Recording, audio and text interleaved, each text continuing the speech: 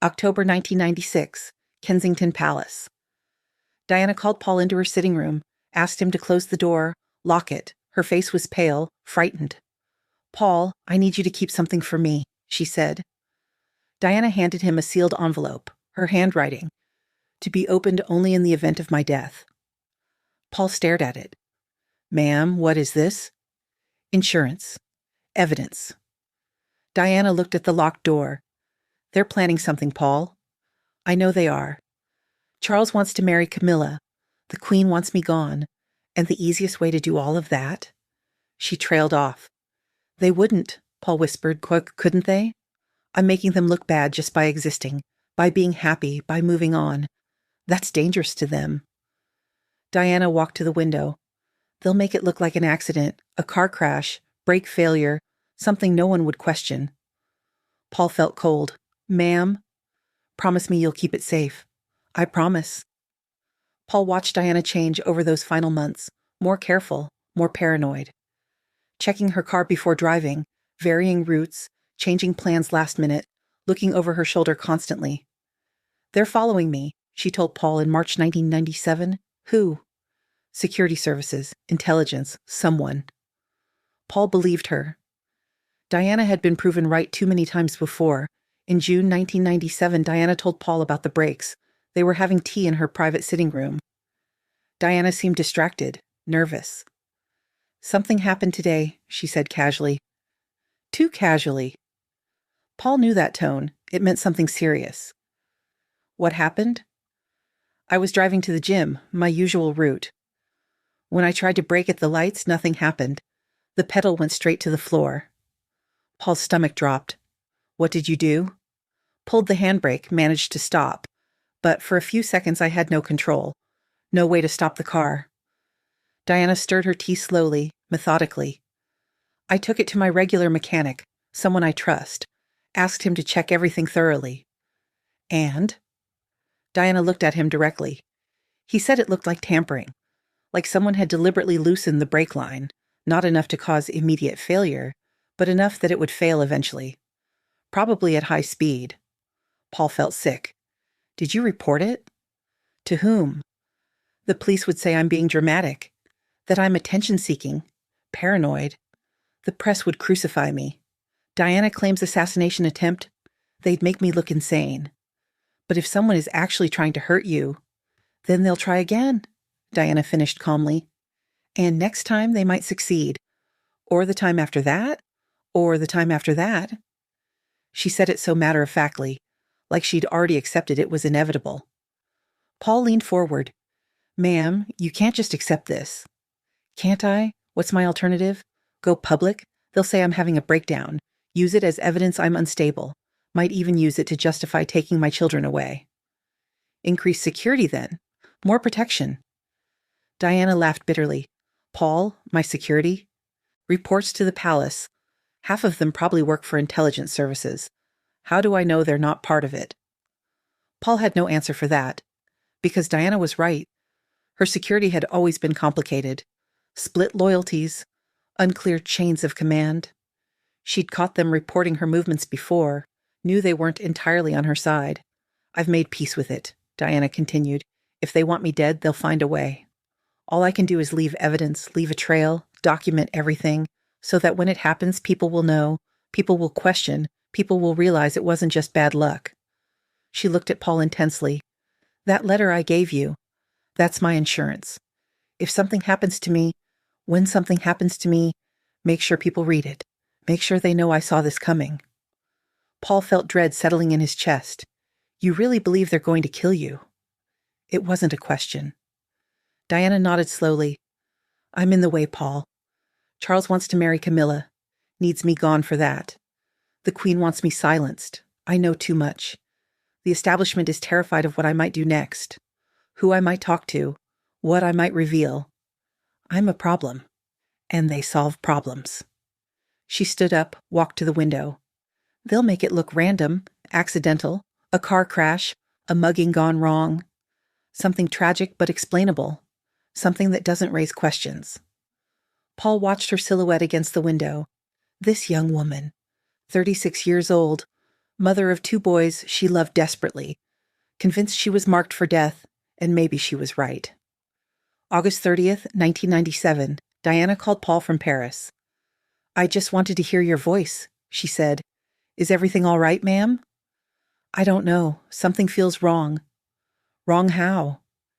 Diana was quiet for a moment. "I keep thinking about that letter, the one I gave you. Promise me you still have it. Promise me it's safe." "I have it. It's locked in my private safe." "Good. That's good." Another pause. "If something happens to me, Paul, if I don't come home from this trip, you'll make sure people see that letter, won't you?" "Ma'am, you're coming home. You'll be back on Monday." "But if I'm not, promise me." Paul felt dread building. "I promise." "Thank you." Diana's voice was soft, sad. "You've been a good friend, Paul. One of the best. I hope you know that." "Ma'am, I have to go. Dodie's waiting. Take care of yourself." She hung up. Paul stared at the phone. That conversation felt wrong. Felt like goodbye. He tried calling back. No answer. Tried again an hour later. Nothing. At 4 a.m. on August 31st, Paul's phone rang. He'd been lying awake, anxious. Diana's final call had left him unsettled. Something about her tone, her goodbye. It felt wrong. He grabbed the phone on the second ring. "Hello?" A formal voice, British accent, official. "Is this Paul Burrell, Princess Diana's butler?" Paul's heart stopped. No one called at 4 a.m. with good news. "Yes. Who is this?" "I'm calling from the British Embassy in Paris. There's been an accident. Princess Diana was in a car crash. I'm very sorry, Mr. Burrell. She didn't survive." The phone slipped from Paul's hand. Hit the floor. The voice continued speaking. But Paul couldn't hear it anymore. Couldn't hear anything except Diana's voice from yesterday. "If something happens to me, if I don't come home from this trip." No, this couldn't be real. She just called him. Just yesterday. They were supposed to see each other Monday. She was coming home. She promised. Paul picked up the phone with shaking hands. What happened?" "A car crash in the Alma Tunnel. High speed. She was with Dodi Al-Fayed. He died at the scene. The driver was intoxicated, lost control of the vehicle. Princess Diana was taken to hospital, but the injuries were too severe." Each word hit Paul like a physical blow. Car crash, tunnel, high speed, injuries. Diana's words from months ago echoed in his mind. They'll make it look like an accident, a car crash, brake failure, and serious head injury. Paul's voice came out as a whisper. "How did she die? What were her injuries?" "Massive head trauma, Mr. Burrell. Despite the best efforts of the medical team, they couldn't save her." Head injury. Diana had written those exact words. October 1996. Serious head injury.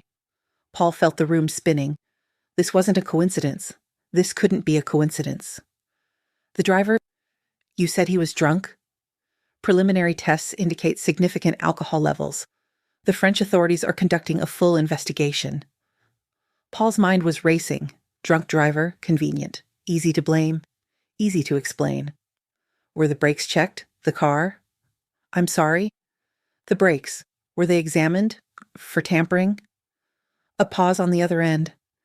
"Mr. Burrell, I understand you're in shock, but this was a tragic accident. There's no indication of any irregularities." "Check the brakes," Paul insisted. His voice stronger now. "Check them thoroughly. Check for tampering." "Mr. Burrell, I appreciate your concern, but—" "She knew," Paul said. "She knew this was coming. She told me. She wrote it down. She predicted her own death. You need to check those brakes." Another pause. Longer this time. "I'll pass your concerns to the investigating team, but I must ask you not to speak to the press about any such theories. The royal family needs time to process this tragedy. Speculation would be unhelpful." And there it was. The warning. The control. Even now, hours after Diana's death, they were already managing the narrative. Paul hung up. Sat in his dark bedroom, alone. Diana was dead. His friend, his employer, his princess, dead in a car crash, just like she'd predicted. He stood up, walked to his safe, hands trembling so badly he could barely work the combination. Finally got it open, pulled out the envelope, Diana's handwriting on the front. To be opened only in the event of my death. Paul stared at it. This was real now. Diana was dead. The envelope could be opened. He broke the seal with shaking fingers, unfolded the letter, and read words that made everything worse, made everything clear. I am sitting here at my desk today in October, longing for someone to hug me and encourage me to keep strong and hold my head high.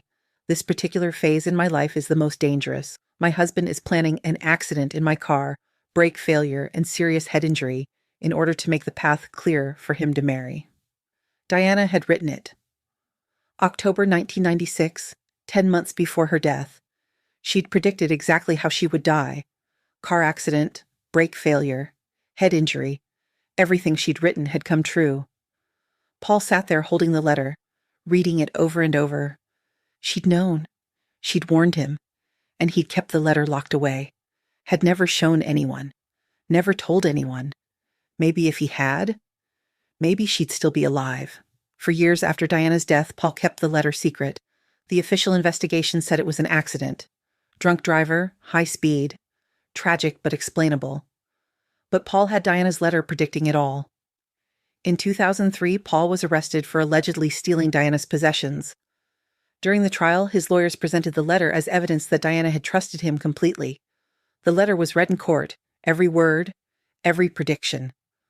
My husband is planning an accident in my car, brake failure, and serious head injury.